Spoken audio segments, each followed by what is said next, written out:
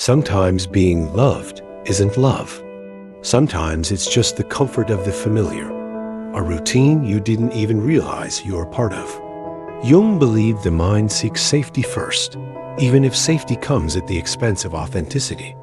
Being safe, being familiar, being replaceable. Some people keep you close, not because they care, but because you fit a role they've assigned quiet, predictable, easy to lean on. You feel included, valued even, yet you never really know yourself in their eyes. What if the connection you thought was real was only a reflection of convenience, a shadow of security? Let's break down why people sometimes hold on to you as a backup, and what Jung's theory of the psyche can reveal about this hidden dynamic. Jung wrote that humans are creatures of habit, psychologically wired to favor safety and predictability. When someone keeps you around as a backup, it's rarely malicious. Often, it's subconscious. You've become familiar, comfortable, non-threatening, easy to manage. The mind prefers what it knows, even if it's shallow, even if it doesn't fulfill deeper needs. So instead of seeking authentic, messy, and potentially challenging relationships, people cling to the known version of you. The version that won't ask difficult questions.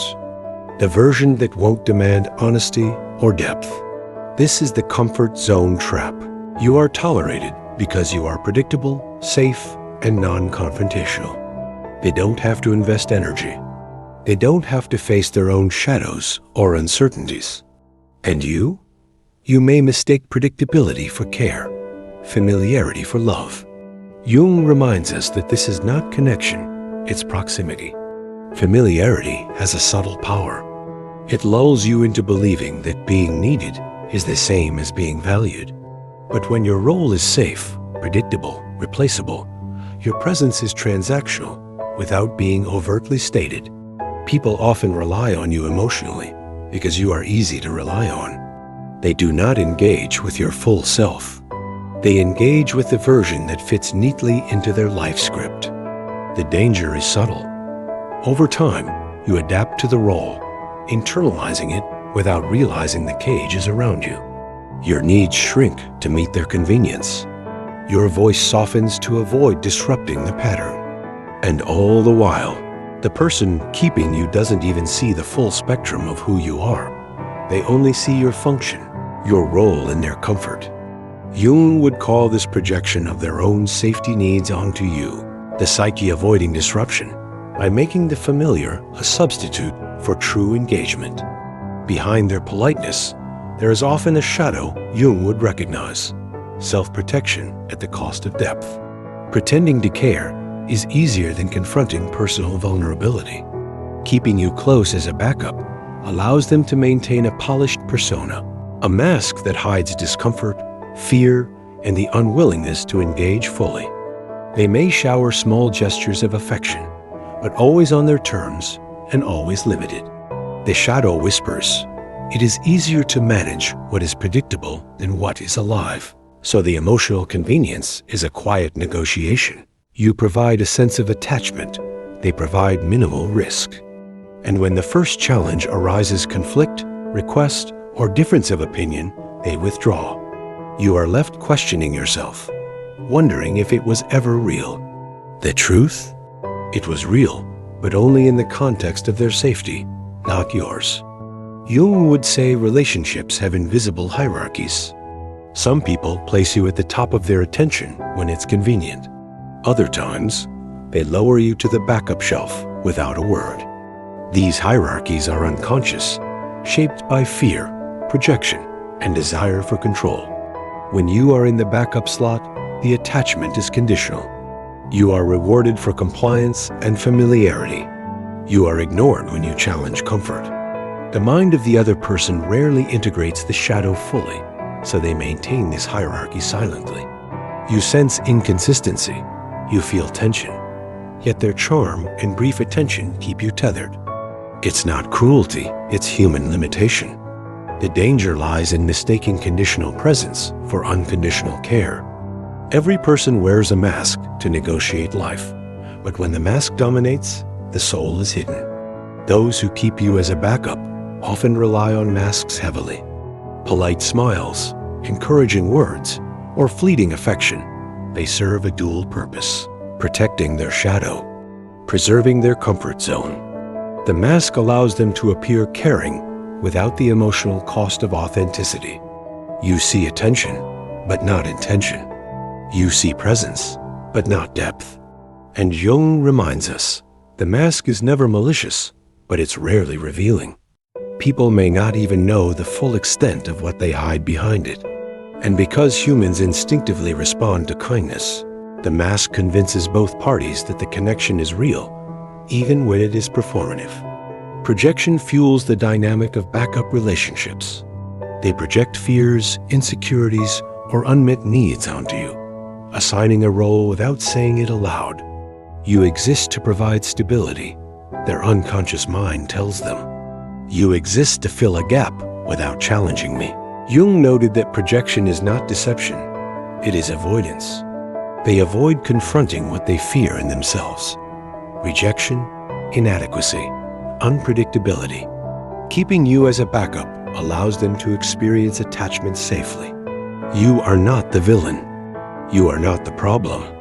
You are the mirror for their avoidance, a canvas for their safe, contained emotions. Recognizing this is liberating.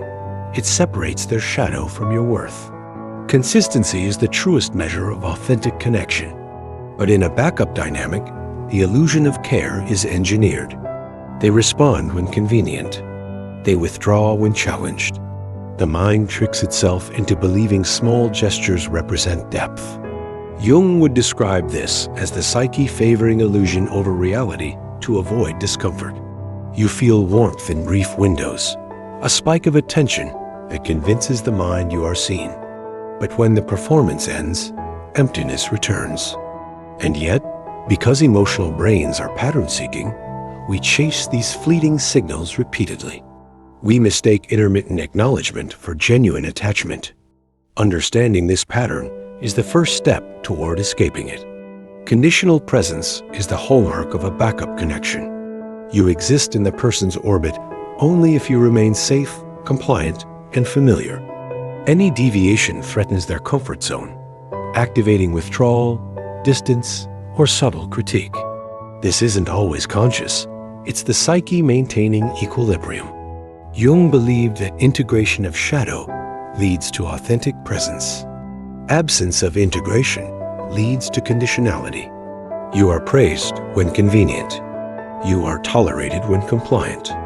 The relationship teaches adaptation rather than equality, and over time, you may doubt your instincts. You may wonder if your feelings matter, or if you are only valuable in the role you fulfill for their security. Despite emptiness, many of us remain tethered. Jung would suggest it's the psyche's hunger for completion, for story closure. We hope that effort will awaken the authentic self beneath the mask. We interpret sporadic attention as hidden depth. We convince ourselves that patience will unlock genuine care. Yet every day in the backup role reinforces the pattern. Every compromise, every tolerance, every rationalization strengthens the psychological cage. Awareness is the key.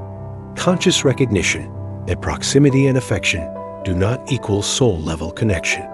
Once we see this pattern, the choice to step away becomes possible and necessary. The final step is reclaiming your worth and seeking relationships that are aligned, not convenient. Jung teaches that true connection emerges when persona and soul converge, both in yourself and in others. Authenticity requires courage, being honest about your needs, recognizing when care is conditional, letting go of roles assigned to you by others. The people who truly see you act consistently. They are not performative. They are not keeping you as a safety net. When you honor your own shadow and recognize the masks around you, you step out of the backup role. You stop tolerating familiarity disguised as love. You stop investing in conditional affection. And the connections that remain, those aligned with soul rather than convenience, will finally feel like freedom. Because real care doesn't come from safety alone. It comes from recognition, presence, and mutual authenticity.